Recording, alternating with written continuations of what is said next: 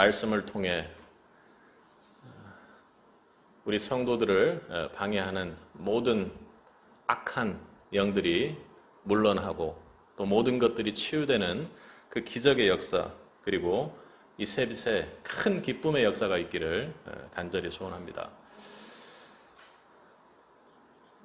스데반의 순교의 상황에 더불어 예루살렘 교회에 큰 박해가 몰려옵니다. 오늘 1절에 그렇게 나타납니다. 함께 읽어보겠습니다. 사울이 그의 죽임을 당함을 마땅히 여기더라. 그날에 예루살렘에 있는 교회에 큰 핍박이 나서 사도 외에는 다 유대와 사마리아 모든 땅으로 흩어지니라. 스데반이 죽은 그날 예루살렘 교회에 큰 박해가 일어났습니다. 그래서 오늘 본문에 이야기하는 것처럼 사도들만 남기고 사도들 외에는 다 유대와 사마리아 모든 땅으로 이렇게 흩어지게 되죠. 그러니까 사도들과 그의 몇 명만 남고 대부분의 교인들이 흩어졌다는 것입니다.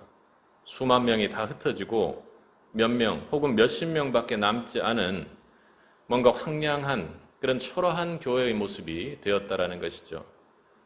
나머지 수만 명은 유대와 사마리아 전 지역으로 그렇게 흩어져 갔습니다. 그런데 그 흩어진 사람들의 모습이 어떻습니까? 우리 4절을 한번 읽어보겠습니다. 그 흩어진 사람들이 두루 다니며 복음의 말씀을 전할세. 이건 아주 짧게 그렇게 기록하고 있지만 사실 복음을 전하는다는 것이 길게 기록할 것은 없지만 오늘 본문부터 복음의 이방인들에게 복음이라는 것이 이방인들에게 전해지는 시작의 전환점이 되고 있습니다. 이렇게 중요한 전환점에서 주님께 쓰임받은 사람들은 주님으로부터 부름받은 사도들이나 유명한 사람들이 아니라 이렇게 핍박 때문에 사방으로 흩어진 이름 없는 무명의 그리스도인들이었다라는 것입니다. 이 흩어진이라는 단어는 우리가 잘 아는 그 디아스포라라는 단어를 파생시킨 그런 단어입니다. 그러니까 흩어진 사람들이라는 그런 뜻을 가지고 있는 것이죠. 본문 속에 나오는 그 흩어진 사람들인 디아스포라들이 정말로 참으로 귀한 것은 자신들을 그 흩어버리는 하나님의 섭리, 하나님께는 우리를 흩으시고 지금 핍박을 당하게 하지만 분명히 하나님의 뜻이 있다는 것을 신뢰하고 끝까지, 그리고 예수님의 지상 대명령을 복음을 전하는데 그 상황 속에서도 힘을 썼다라는 것입니다. 흩어진 초대교회 성도들은 복음의 증인의 역할을 감당한 사도행전적인 교회의 참 모습이며 그리고 우리 새빛이 소망하는 성도들의 모습이 아니겠습니까? 오늘 우리는 본문을 통해 하나님이 우리를 왜 흩으시는가, 성도된 우리를 핍박을 통해서라도 왜 흩으시는가, 그리고 그 흩으신 성도들을 향한 하나님의 놀라운 은혜를 함께 살펴보기를 원합니다. 먼저 첫 번째로 흩으시는 하나님은 그 절망의 땅에서 그 흩어진 성도들에게도 큰 기쁨을 누리게 하십니다. 오늘 본문에 그렇게 흩어진 사람들의 우리는 시선을 집중하고 성령의 감동을 통해 이어가려고 합니다. 그렇게 흩어진 사람들 중에 유일하게 이름이 나오는 사람이 오늘 본문 우리가 함께 읽었던 빌립입니다. 5절을 보면 빌립이 사마리아 성에 내려가 그리스도를 백성에게 전파하니 이렇게 말하고 있습니다. 이 빌립은 여러분이 6장에서 살펴보았던 구제하는 일을 담당하기 위해 7, 당신은 아니지만 우리가 편의상 집사님들을 뽑았다고 그렇게 이야기를 했죠. 그 사람 중에 한 명입니다. 그러니까 예수님의 12제자 중 빌립과는 동명이인인 것이죠. 이 사람은 이름을 볼 때 우리가 지난 설교 말씀에서 살펴보았던 것처럼 헬라파 유대인이었습니다. 그런데 우리가 깊이 좀 묵상해 볼 것은 빌립이 사마리아 성에서 그리스도를 전하는 일을 행했다고 이렇게 이야기를 하는데 이것은 사실 스스로 움직여 행했다는 그런 말이 아닙니다. 앞서 잠깐 이야기했던 그 흩어지다라고 이야기할 때 이 단어는 헬라어로 디아스페이로라는 단어입니다. 디아스페이로는 원문을 보면 기록되기를 수동태로 기록이 되어 있습니다. 그러니까 흩어짐을 당했다. 조금 과하게 표현하면 원치는 않았겠지만 핍박 속에서 억지로 흩어졌다라는 것입니다. 하나님 입장에서 보면 하나님께서 그 빌립의 마음 그리고 또 예루살렘에 모여있는 성도들의 마음과는 다르게 사람들을 흩으시고 오늘 빌립을 통해 왜 내가 이렇게 사람들을 흩었는지의 모습을 알게 하십니다. 빌립 그는 초대 예루살렘 교회에 가해지는 박해를 피해서 예루살렘을 떠날 수밖에 없었고 이곳저곳을 숨어 다닐 수밖에 없지 않았겠습니까? 그런데 그 중에 사마리아로 가서 복음을 전한 사람입니다. 그는 엄청나게 어찌 보면 큰 대형교회 그리고 편안한 성도들과의 교제를 통해서 하나 되는 그런 큰 기쁨을 누리던 그곳에서의 리더가 아닙니까? 그런데 이제 사도들 중심으로 그저 몇 명만 그 교회에 남고 수만 명은 다 흩어지게 되었으니 그 리더로서의 마음이 얼마나 괴로웠고 고통스러웠겠습니까? 말 그대로 아마 그것은 영적인 흩어짐을 경험해 보신 분들이라면 그것은 아마 절망과도 같았을 것입니다.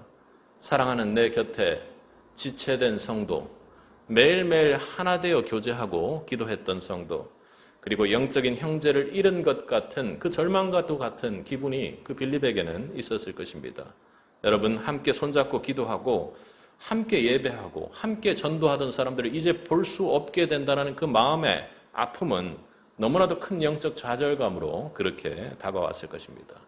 그런데 바로 그 흩어진 사람, 빌립의 그 괴로움을 통해서 하나님은 절망의 땅 사마리아에서 오히려 하나님의 놀라운 역사를 이어가는 모습을 보입니다. 여러분, 하나님은 언제나 우리가 하나님을 체험하면 체험할수록 언제나 우리의 생각을 뛰어넘는 분임이 더욱 확실해집니다. 크신 하나님입니다. 우리의 생각과 하나님의 생각을 비교해서가 아니라 절대적으로 하나님 홀로 계시더라도 크신 분임을 여러분 믿을 수 있기를 바랍니다. 이러한 흩어짐에 대한 아픈 마음을 저도 여러분도 가지고 있을 것입니다.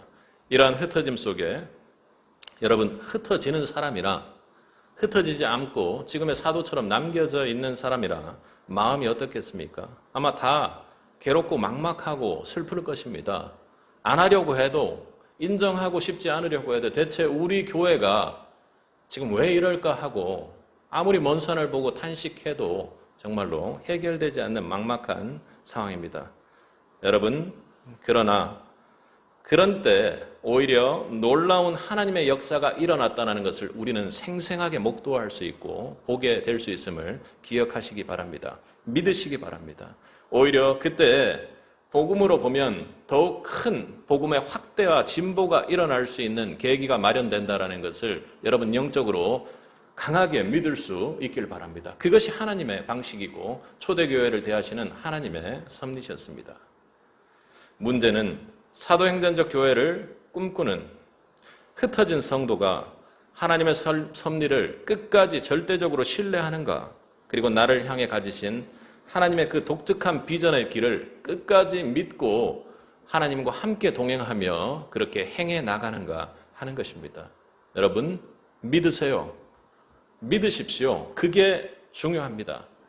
그게 가장 큰 은혜이고 모든 것을 다 치우고 모든 것을 걷어내고 모든 것을 흩어내고 홀로 남았을 때 단독으로 만나는 그 하나님을 여러분 믿을 수 있기를 축복합니다. 빌립은 사마리아로 가서 사마리아인들에게 복음을 전하는데 여러분 그 결과가 어땠습니까? 우리 6절과 7절을 함께 읽겠습니다. 무리가 빌립의 말도 듣고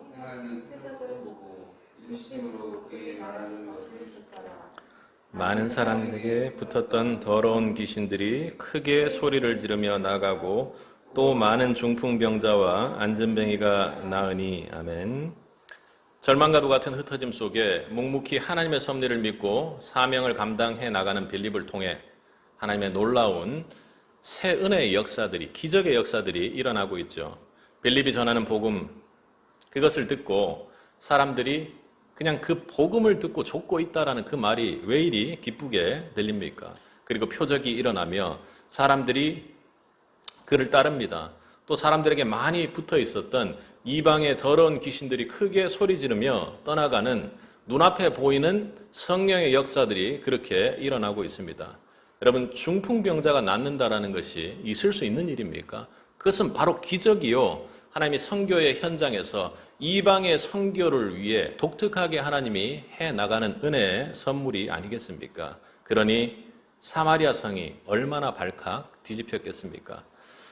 사마리아 성에서는 이런 역사는 본 적이 없는데 너무나도 놀라운 역사들이 그렇게 일어났던 것입니다. 그렇게 된 줄 믿으라 했던 것이 실제로 눈앞에서 일어나니 그들은 영적으로 감동하고 바뀌지 않을 수 없었을 것입니다. 사마리아에 있는 성에 예수 이름의 능력이 나타났습니다. 사마리아의 성에 빌립 한 사람을 통해 간 그 성에 하나님의 새 은혜가 계속해서 눈으로 보는 기적으로 일어나는 것이죠. 이방의 혼탁한 신앙으로 유대에게 멸시와 저주를 받던 사마리아의 배경을 생각하면 이것은 참으로 놀라운 일입니다. 예수의 복음이 그곳에 들어가 신앙으로 하나 될 수 있는 그 계기를 마련했던 것이죠. 그런데 이렇게 사마리아의 놀라운 역사가 일어나니까 그렇게 질곡에 그리고 좋지 않은 신앙으로 혼탁하게 얽매여 있던 그곳에 어떤 일이 일어납니까? 8절을 우리 한번 읽어보겠습니다. 그 성에 큰 기쁨이 있더라. 아멘. 큰 기쁨이 있습니다. 그냥 기쁨도 아니고 큰 기쁨이라고 이렇게 표현하죠. 이것은 하나님이 주시는 기쁨입니다. 기적이 일어났기 때문에 발칵 뒤집혀서 성이 바뀌는 그런 기쁨이라기보다는 복음이 정말로 악한 영들이 지배하고 있는 그곳에 예수라는 복음이 들어가는 그 순간 악한 것이 거쳐지고 죄의 질곡들이 거쳐지고 그들에게 마음속에 평강과 평안의 은혜가 그렇게 들어가고 있는 것이죠. 정말로 큰 기쁨입니다. 이 큰 기쁨의 역사가 일어난 곳이 사마리아 성인데 여러분, 사마리아는 지난 1000년간 절망과 흑암과 그리고 천대를 받고 멸시를 받던 그런 한이 서려 있는 그런 슬픔의 땅입니다. 유대인들로부터 이때까지 제대로 취급받지도 못하고 사람 취급뿐만 아니라 개 취급을 받으면서 그렇게 살았던 사람들입니다. 그런데 거기에 큰 기쁨의 역사, 하나됨의 역사, 성령으로 하나 되고 복음을 믿고 예수를 영접하는 그 구원의 기쁨의 역사들이 일어나고 있다는 것입니다. 그들의 한이 풀리니까, 그들의 질곡이 풀리니까 기쁨의 하나님의 큰 은혜의 역사가 일어났습니다.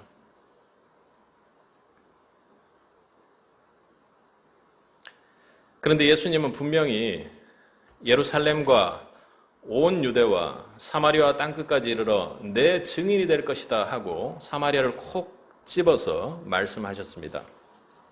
여러분, 그게 무슨 뜻입니까?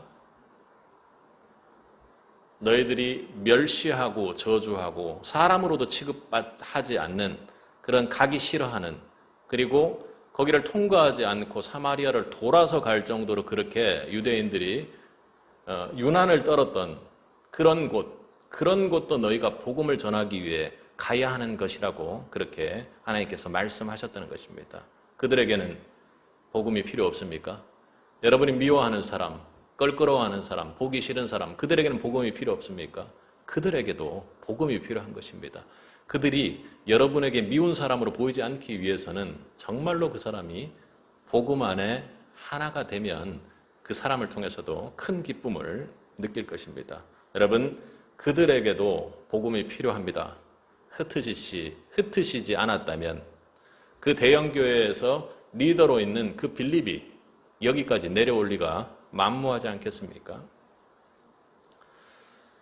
성도에게 흩으심은 비전을 통해 큰 기쁨을 동행하겠다는 큰 기쁨을 일으키며 동행하겠다는 하나님의 은혜의 작정하심임을 믿을 수 있길 바랍니다.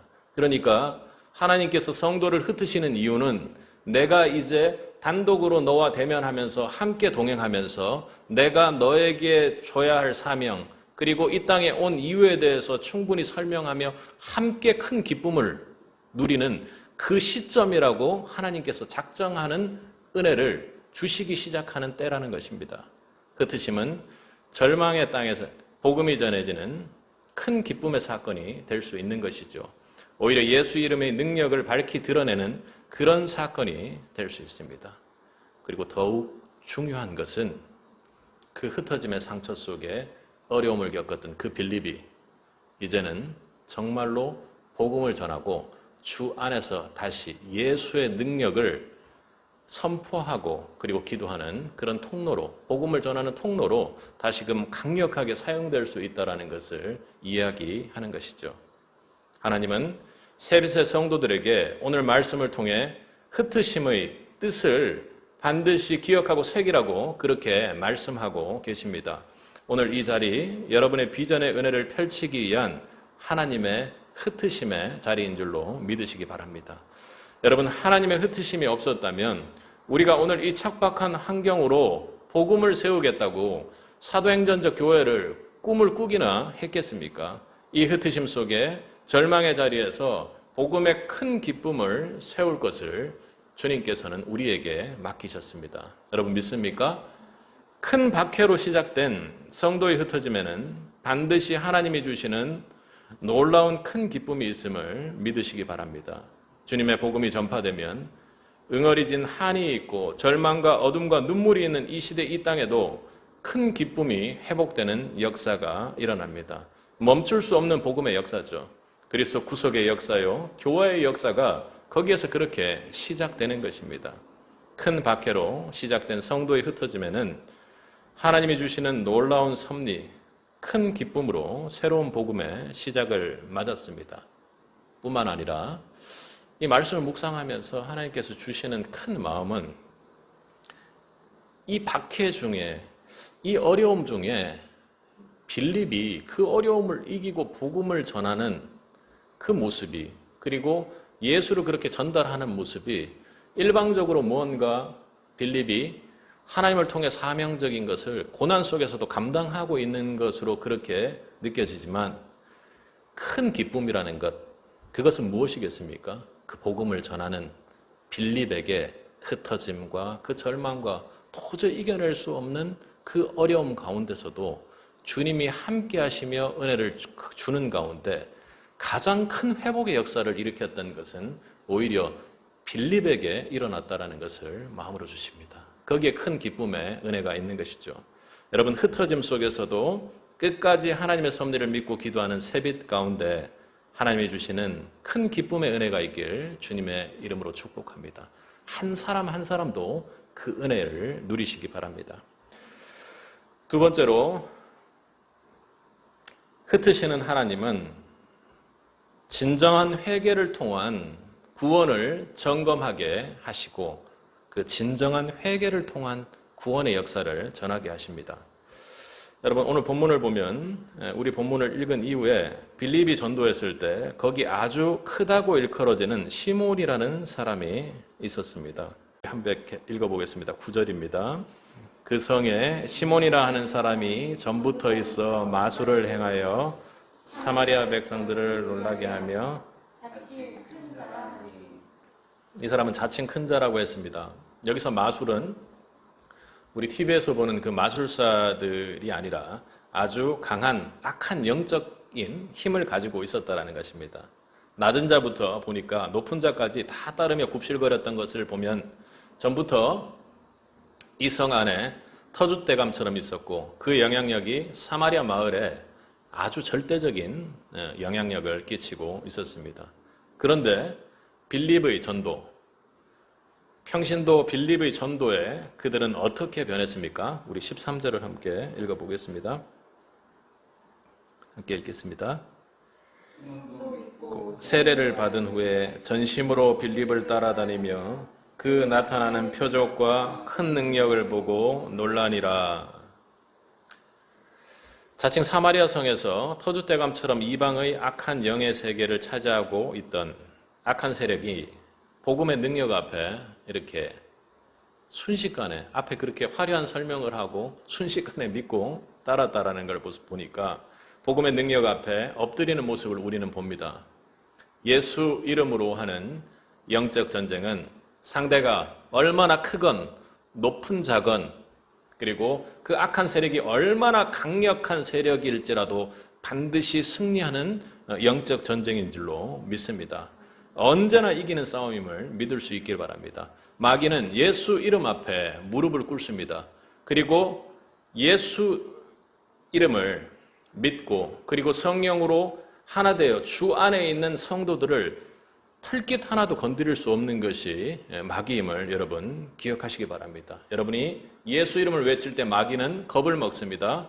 여러분이 예수 이름을 외칠 때 마귀는 쫓겨져 나갑니다. 담대하게 영적 전쟁에서 예수 이름으로 승리할 수 있기를 바랍니다. 그런데 13절만 보면 시몬이 정말 회개하고 예수님을 영접해서 구원받고 세례를 받는 것처럼 그렇게 보입니다. 그런데 나중에 18절을 보면 어떻게 하고 있습니까? 한번 읽어보도록 하겠습니다. 18절을 한번 보겠습니다.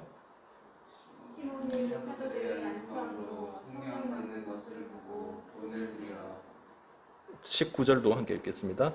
가로되 이 권능을 내게도 주어 누구든지 내가 안수하는 사람은 성령을 받게 하여 주옵소서. 뭐라고 이야기를 합니까? 나도 이런 성령의 능력을 받고 싶습니다. 거기까지는 좋은데 그것을 돈으로 사서 그 능력을 사서 무언가를 해보겠다고 이렇게 이야기를 합니다. 그의 회심이 진정한 것인지를 의문스럽게 합니다. 사도들이 사람들에게 안수를 하니까 성령이 내리는 것을 그는 목격을 했겠죠. 그때 시몬이 그 희한한 능력을 나에게도 좀 파십시오. 그렇게 이야기를 합니다. 시몬은 악령에 갇혀 그렇게 악령이 시키는 대로 그 일들을 벌렸던 그런 사람입니다. 그리고 그를 통해서 돈도 권력도 힘도 그렇게 가졌던 사람이죠. 그런데 나도 예수를 믿습니다 하며 그렇게 세례를 받았다고 이야기했습니다. 그러나 그는 성령의 역사가 일어나니까 마술사로 그 영적인 능력을 소유해서 무언가를 얻었던 사람으로서 그 능력조차도 돈으로 사려고 했던 것입니다. 나도 저런 능력 좀 주십시오. 나도 안수하면 성령 내리는 능력을 주십시오. 돈은 얼마든지 주겠소. 이렇게 이야기하고 있는 것이죠. 믿음의 사람이라면 그런 말을 성령으로 믿고 예수 앞에 영접한 사람이라면 그런 얘기를 도저히 할 수가 없을 것입니다. 주님을 사용하기 위해 믿는 믿음은 가짜 믿음입니다. 이것만 보아도 다른 사마리아 사람들이 정말 예수 믿고 세례받고 회심하고 구원받은 것과는 달리 시몬의 회심이 의문스럽고 가짜 회심이 아닌가 그렇게 생각이 됩니다. 그것을 누가요? 베드로 사도가 정확하게 지적을 합니다. 우리 20절에서 21절까지 함께 읽어보겠습니다. 베드로가 가로되 내가 하나님의 선물을 돈 주고 살 줄로 생각하였으니 내 은과 내가 함께 망할지어다. 하나님 앞에서 내 마음이 바르지 못하니 내가 관계도 없고 분깃될 것도 없느니라.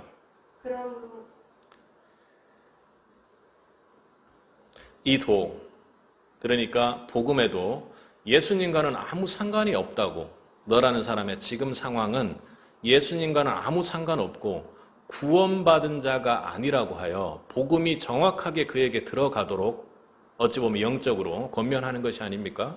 내가 하나님을 믿는다고 하면서도 하나님보다 돈의 힘을 더 신뢰해서 성령님마저도 이제 돈으로 사려 하느냐 하고 그를 영적으로 꾸짖고 있는 것이죠.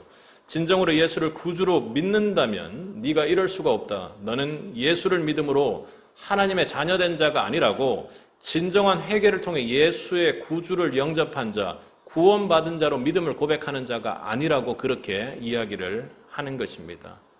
그런데 베드로가 여러분 마술사 시몬을 질책만 하는 것이 아니라 진정한 구원의 길을 얻을 수 있는 그 길을 오늘 본문을 통해서 알려줍니다. 우리 22절과 23절을 함께 읽겠습니다. 그러므로 너의 이 악함을 회개하고 주께 기도하라. 혹 마음에 품은 것을 사하여 주시리라. 내가 보니 너는 악독이 가득하며 불의에 매인 바 되었도다. 여전히 마음이 악독과 불의로 가득한 시몬에게 회개하고 주님께 기도하라고 권합니다.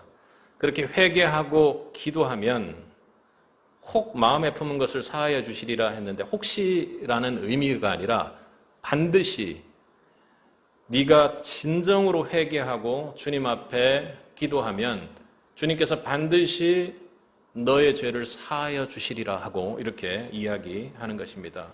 그러니까 베드로의 말은 네가 큰 죄를 저질렀으니 주님 앞에 용서를 빌면 주님이 긍휼하니까 혹시 용서해 주실 것이다 이런 이야기를 하는 것이 아니라 네가 주님 앞에 너희 그 악독한 모든 것을 내려놓고 주님을 대면하여 그 복음 앞에 엎드려 진정으로 회개하면 주님께서 죄사함을 주시리라.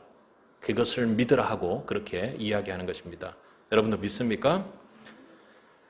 그런데 여기서 기도하라는 단어는 그러니까 지금 상황에서를 보면 시몬이라는 자는 자신이 예수를 믿고 있는 것으로 그렇게 착각하고 있었던 것이겠죠. 그런데 베드로 사도가 그리고 요한이 빌립이 이렇게 복음 전도를 사마리아에서 하고 있음에도 불구하고 여기에 온 이유는 그죠?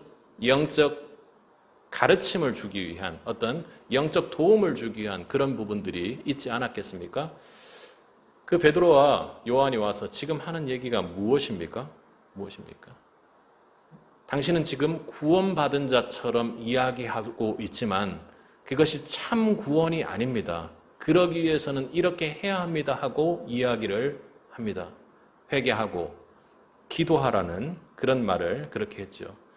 그런데 여기 기도하라는 말에서 우리가 진정한 구원의 역사, 진정한 회개의 역사가 무엇인지를 조금 더 묵상해 보고자 합니다. 이 기도하라는 단어는 평소 그 신약 성경에서 기도하라는 그런 단어와는 조금 다른 단어들을 썼습니다.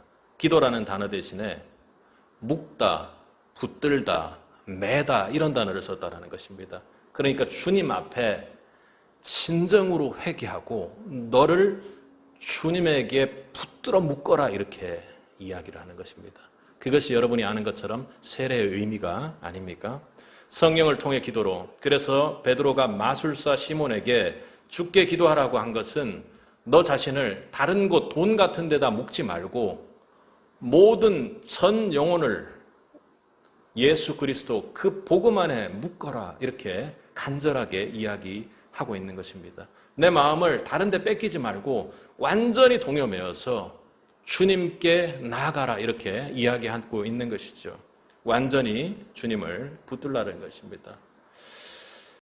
진정으로 회개한다는 것은 진정으로 회개하고 주님 앞에 기도한다는 것은 이런 것이 아니겠습니까?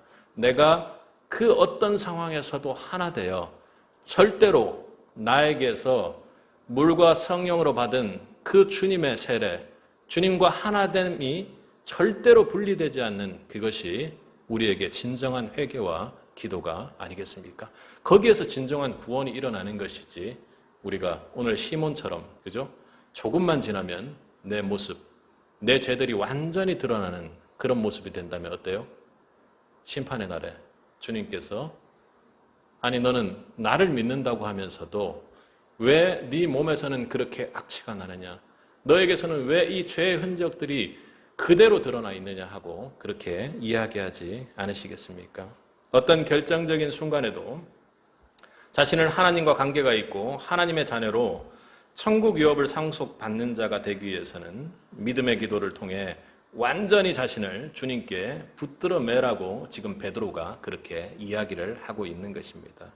이러한 말에 대해 시몬이 어떻게 반응합니까? 너무나도 또 안타까운 일입니다. 24절을 함께 읽겠습니다. 나를 위하여 주께 기도하여 말한 것이 하나도 내게 임하지 말게 하소서 하니라. 베드로가 뭐라고 했습니까? 회개하고 죽게 기도하라고 했습니다. 주님을 꽉 붙들어라. 꽉 붙들어라. 네가 꽉 붙들어라. 절대로 놓지 말아라. 이렇게 이야기한 것이 아닙니까? 그런데 마술사 시몬은 내가 기도하는 거 말고 당신들의 능력이 매우 뛰어나니 나에게 기도를 해 주십시오. 사도들에게 기도해 주십시오. 이렇게 말하고 있는 것입니다. 이런 안타까운 일들이 참 많죠. 이것은 참으로 중요한 문제입니다. 여러분, 나의 구원을 위해 다른 사람이 중보 기도해 줍니다. 그런데 내가 진심으로 구원을 위해 주님 앞에 나아가고 기도하는 순간이 아니라면 어때요? 하나님이 은혜 주신 줄 어떻게 깨닫겠습니까? 어떻게 그 믿음이 주님 앞에 나아가는 믿음이 되겠습니까? 우리는 성도된 자라면 절대로 내가 먼저 기도하는 특권을 절대로 놓쳐서는 안 됩니다. 여러분, 흩어짐의 현장에서 여러분이 가장 간절히 기도할 수 있는 것이 무엇이겠습니까? 핍박의 순간에 지금 이 초대교회 성도들처럼 우리가 정말로 그리스도인으로서 핍박받는 상황이 된다면 여러분이 할 수 있는 기도 무엇입니까? 진정으로 회개하고 주님의 그 성령으로 주님의 인성에 정말로 동여매고 꽉 붙드는 것 외에는 다른 기도의 내용이 없을 것입니다. 진정한 회개의 기도, 구원의 기도, 주님 안에 성령을 체험하는 기도, 거듭남의 기도, 주님과 내가 하나 되는 기도는 절대로 다른 사람이 대신해서 대체해서 해줄 수 있는 기도가 아니지요. 내가 기도할 때 중보 기도의 힘이 나오는 것입니다. 여러분, 여러분이 기도 제목을 대는데 나는 안 한다. 나는 기도를 안 하는데 다른 사람에게 기도 부탁만 한다면, 그리고 저에게 기도 부탁을 할 때도 이거 기도 부탁드립니다. 낫게 해주세요. 변화하게 해주세요. 기도 부탁을 하는데 막상 내가 기도하지 않고 죄를 저지르는 상황에 빠진다고 생각해 보십시오. 때로는 그래도 하나님께서 은혜로 주실 순간들이 있겠지만 오늘의 시몬처럼 그것은 길게 가지 못한다는 것입니다. 주님은 여러분과 동여매고 여러분 각자와 동행하고 여러분이 진정으로 눈물로 주님 앞에 나와 회개하고 교제하기를 원하시는 분입니다. 여러분, 자기가 먼저 기도하고 자기가 정말로 주님을 꽉 붙들고 있으면 자기 자신을 주님께 완전히 동여매고 있는 것, 그것이 오늘 베드로가 진정한 참 구원이라고 이야기하고 있는 것입니다. 우리 25절을 함께 읽겠습니다. 두 사도가 주의 말씀을 증거하여 말한 후 예루살렘으로 돌아갈새 사마리아인의 여러 촌에서 복음을 전하니라. 아멘. 흩어짐의 은혜로 사마리아의 여러 마을에 복음이 전해집니다. 진정으로 회개하고 주님을 영접하는 주의 백성들이 늘어난다는 것은 너무나도 기쁜 일이 아닙니까? 그런데 중요한 것은 그 복음이 우리 주변에 큰 기쁨으로 충만으로 전해지지만 여전히 진정으로 회개하지 못하는 시몬과 같은 안타까운 사람들이 주변에 그리고 교회 안에도 있다라는 것입니다. 그리고 구원받은 백성들이라 할지라도 우리 마음을 주님께 붙들고 완전히 동여매지 않고는 우리가 제대로 된 삶을 살 수가 없고, 그렇게 되면 결국 시몬과 같은 안타까운 그런 결말, 그런 삶을 살 수밖에 없는 성도가 될 것입니다. 여러분, 오늘 자기 자신의 구원을 정말로 돌아보시기 바랍니다. 나는 정말로 예수 믿고 구원받았는가? 아니면 아직도 시몬처럼 나는 주님과 먼 거리에 있고 동요매어지지 않고 그 능력과 기적과 그리고 하나님의 위로와 이런 것들을 체험하고 있기 때문에 성도라고 생각하고 있는 것은 아닌지 분명히 돌아봐야 합니다. 참으로 나에게 진정한 회개의 역사가 있는가? 이것을 위해 내가 얼마나 우리 자신을 하나님께 완전히 동여매며 그렇게 살고 있는가 말입니다. 기도로 복음 안에 내 자신을 철저히 동여매기를 소원합니다. 이제는 내가 그리스도와 함께 십자가에 못 박혔나니 이제는 내가 사는 것이 아니요 내 안에 그리스도가 사는 인생, 나는 죽고 예수가 사는 인생, 그렇게 나아갈 때 우리 하나님께서는 우리처럼 죄 많은 그런 인생에게 주님의 그 향기로 덮어주실 것입니다. 더 나아가 우리를 통해 주님의 복음이 증거되는, 그것도 정확한 구원의 역사가 일어날 수 있도록 증거되는 그 역사를 우리를 통해 이루어 가실 것입니다. 우리 세빛에 흩어진 가운데 진정한 회개의 역사, 참된 구원의 역사가 이어지기를 주님의 이름으로 축복합니다. 그리고 흩으시는 하나님은 세 번째로 비전을 인도하시는 성령의 은혜를 주십니다. 여러분은 성령을 가장 세밀하게 체험할 때가 언제입니까? 언제예요? 가장 성령을 세밀하게 체험할 때가 언제죠? 일어나자마자 그렇게 일어나면서부터 성령을 그렇게 체험하시는 분들도 있고, 그리고 항상 동행하면서 그렇게 하는 분들도 있습니다. 근데 성령의 강력한 임재를 경험하는 것은 다른 것보다 선교의 현장과 전도의 현장이 아니겠습니까? 거기에는 하늘 뜻이 있는 것이기에 거기에 기쁨과 능력과 복음의 역사들이 일어나면 그것은 성령이 하신 것이라는 걸 우리가 강력하게 믿게 되죠. 우리 26절을 한번 읽어보도록 하겠습니다. 함께 읽겠습니다. 주의 사자가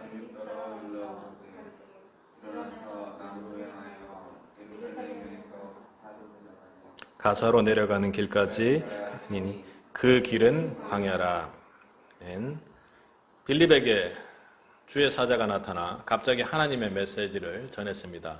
성령이 예루살렘에서 가사, 지금 여러분들이 아는 그 가자 지구 이런 얘기 들어보셨죠? 그쪽으로 내려가는 길로 가라고 하셨던 것입니다. 그런데 어떤 상황인지를 세밀하게 그렇게 말씀으로 기록해 두었습니다. 그곳이 어디라고요? 그 길까지 가라 하니 그 길은 어디요? 광야라, 이렇게 말합니다.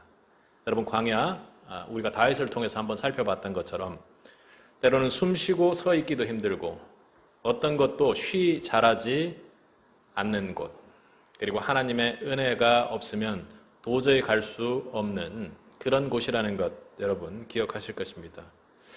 이 상황에서 참으로 하나님 이해할 수 없는 일입니다. 지금까지 흩으심과 박해를 통해서 겨우 이제 좀 숨 좀 쉬고 복음을 전하고 그리고 큰 기쁨 잠깐 누리고 있는 그 빌립입니다. 많은 열매도 있었고요.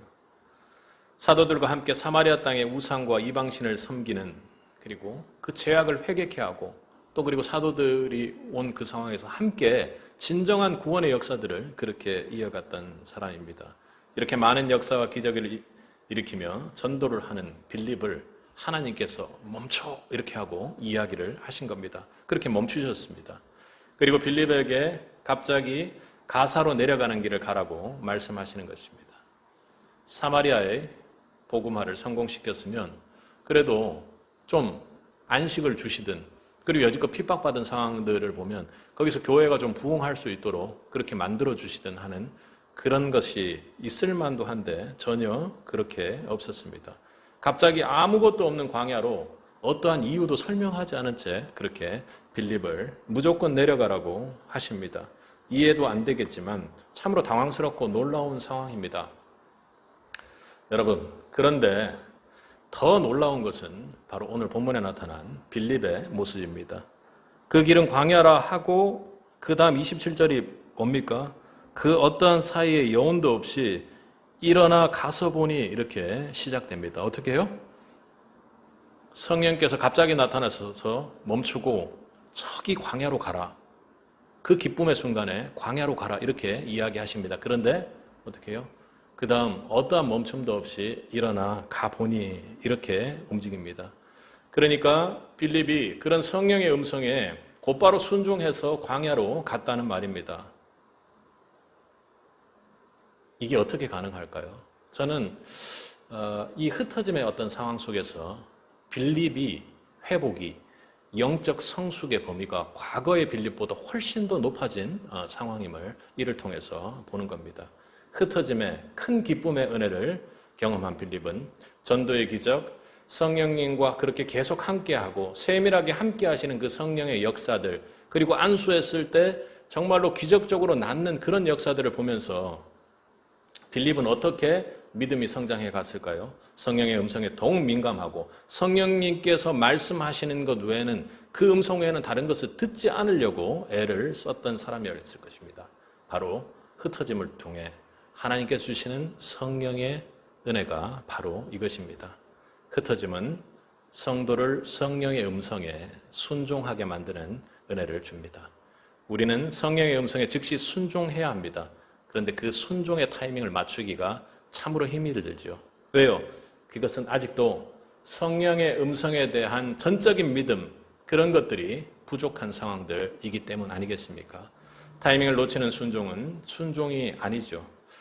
하나님께서 말씀을 주실 때 그때 바로 순종해야 그것이 진정한 순종의 타이밍일 것입니다. 그러니까 마음을 줄 때 내가 오늘 이렇게 말씀을 들을 때는 이 말씀이 그렇게 크게 나에게 와닿지 않을 때가 있습니다. 그런데 불현듯 잠자리에 누울 때 일을 하고 있는 어떤 그 순간 갑자기 나에게 그 말씀이 강력하게 성령의 감동으로 올 때가 있습니다. 오늘 예배를 통해서도 강력하게 하나님께서 여러분에게 주시는 무언가 말씀이 있을 것입니까? 그때 그 성령의 음성에 여러분 순종하시기 바랍니다. 하나님은 흩으신 성도를 향한 그 하나님의 비전을 성령의 인도를 통해 이루신다고 오늘 본문을 통해 말씀하십니다. 내가 이해할 수 없어도 내가 조금 더 안 좋은 데로 가는 것 같고 내 눈에 보기에는 갑자기 광야라니 사마리아에서 내가 할 일이 얼마나 많은데 하는 그런 생각을 할지라도 성령이 말씀을 깨닫게 해주시면 성령이 음성으로 나에게 명령하시면 당장 순종하는 은혜가 있기를 바랍니다. 하나님의 처음 흩으시는 곳에 큰 기쁨이 있었다면 그곳에는 하나님이 알 수 없는, 이유를 알 수 없는 성령의 인도하심으로 이끄시는 그곳에는 그 기쁨을 넘어 하나님이 보고 계시는 놀라운 나를 향한 비전의 역사, 그리고 하나님께서 나를 통해 보고 계시는 그 비전의 역사가 펼쳐지고 있는 것입니다. 우리 눈에 보일 것 같은데 예측은 되는데 하고 그렇게 생각할 수 있습니다. 그러나 그것은 넘실대는 바다의 수평선 너머로 떠오르는 해처럼 우리가 보지 못하는 그 뜨거운 하나님의 비전, 영혼을 향한 열정적인 하나님의 비전의 큰 핵심들을 우리가 보지 못하고 있었던 것일 수 있다는 것이죠. 그런데 하나님께서 가라고 하는 그 자리에 그 해를, 그 뜨거운 영혼을 향한 하나님의 열정을 우리는 볼 수 있습니다. 그러므로 오늘 말씀을 통해 뭔가 깨닫게 해주셨다면, 성령의 감동으로 은혜를 주셨다면 여러분 거기 멈추지 마시고 반드시 성령의 인도대로 가시기 바랍니다. 계산하지 마십시오. 이성으로 해결할 수 있는 능력의 범위가 아닙니다. 여러분이 예배 드리는 것도, 그리고 여러분이 순종해서 나는 선교사가 돼야지 소망한다는 것 자체가 우리 인간에게는 기적입니다. 절대로 미루지 않는 순종, 거기에 바로 상식을 뛰어넘는 그런 한계를 뛰어넘는 주님의 역사가 일어나는 것입니다. 여러분, 성령은 참으로 놀라운 분이고 은혜의 분입니다. 오늘 여러분이 아는 것처럼 사마리아는 전체 위치로 봤을 때 예루살렘보다 훨씬 더 북쪽, 이스라엘로 보면은 중간 정도의 위치에 있고 예루살렘은 한참 남쪽에 있습니다.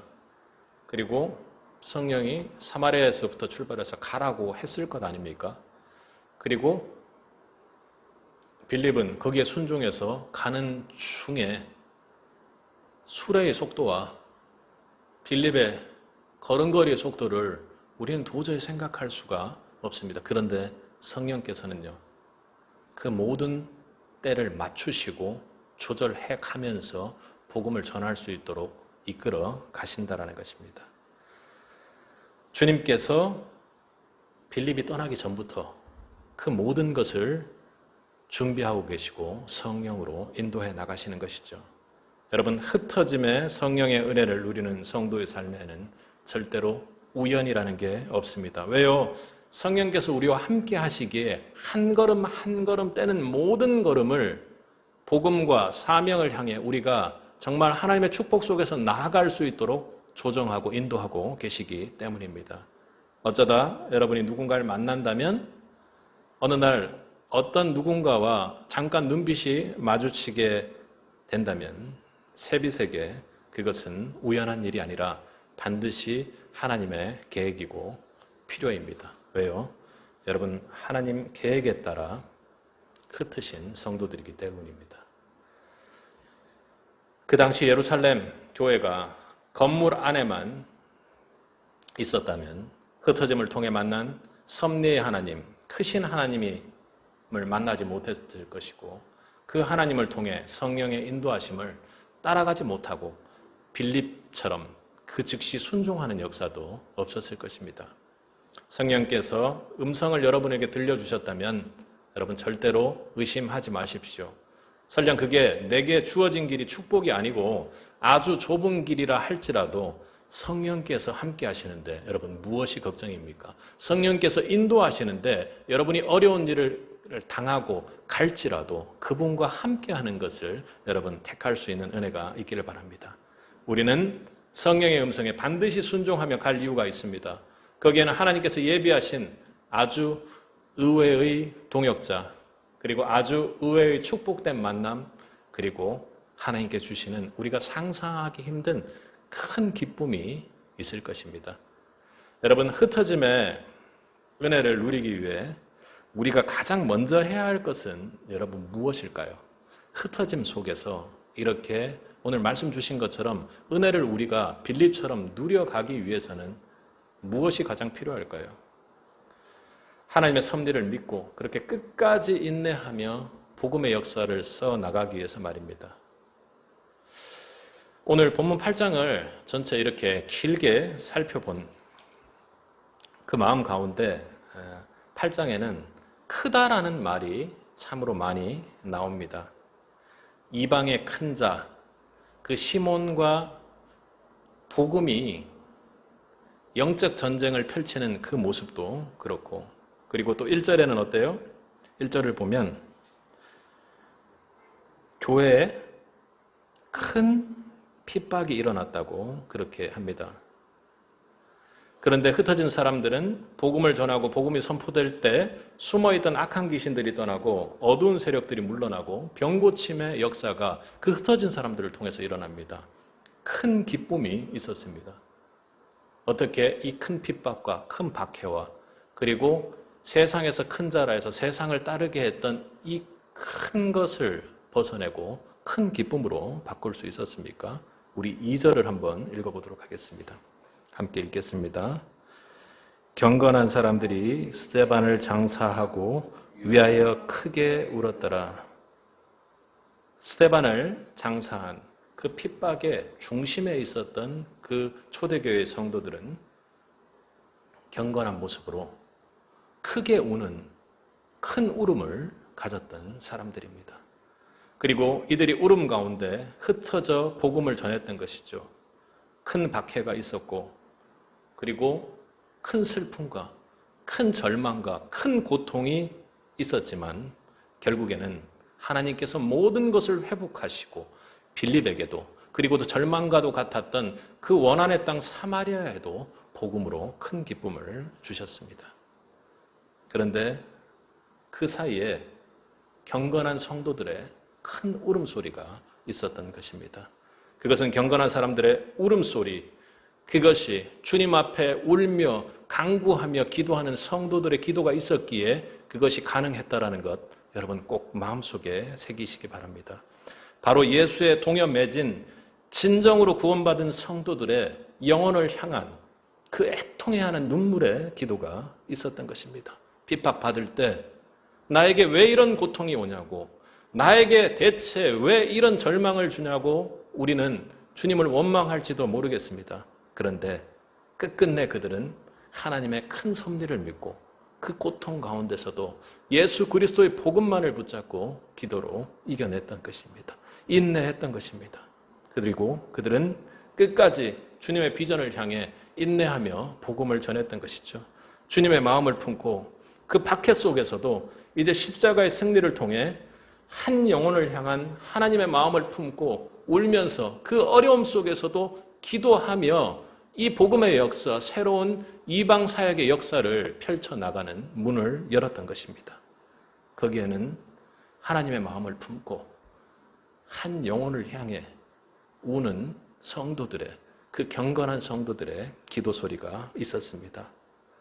나 한 사람을 위한 기도가 아니라 십자가 속에서 조롱과 핍박과 그 천대 속에서도 천사의 모습으로 나를 어찌하여 버리셨나이까 그렇게 고통하며 절규하는 가운데도 결국에는 기도함으로 하나님께서 이루고자 했던 그 모든 뜻을 이루셨던, 다 이루었다 하는 그 주님의 기도가 이 모든 성도들 가운데 있었고, 그 눈물의 기도 속에 찬양하는 그 초대교회, 사도행전적 교회의 성도들이 있었던 것입니다. 여러분 안에는 이 예수 그리스도의 복음으로 가득 찬 경건한 성도로서의 울음소리가 있습니까? 그 여러분의 울음소리 가운데 여러분 반드시 진리의 말씀이 임할 것입니다. 세빛의 흩어짐 속에서도 하나님의 새 은혜의 성령이 반드시 여러분에게 부어질 것입니다. 그리하여 위대한 하나님의 비전의 역사, 부흥의 새 은혜의 역사가 우리 세빛 가운데 강력하게 임하길 주님의 이름으로 축원합니다.